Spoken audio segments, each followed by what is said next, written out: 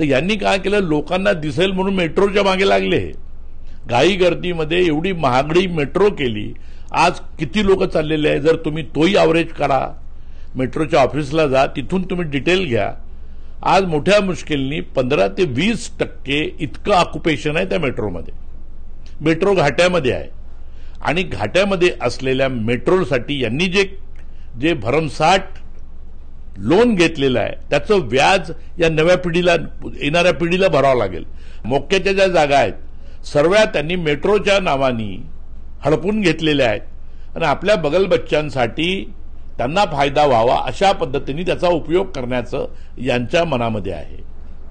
Metro झाली, परंतु ती एकच ती गरज आहे, परंतु ती आता नव्हती.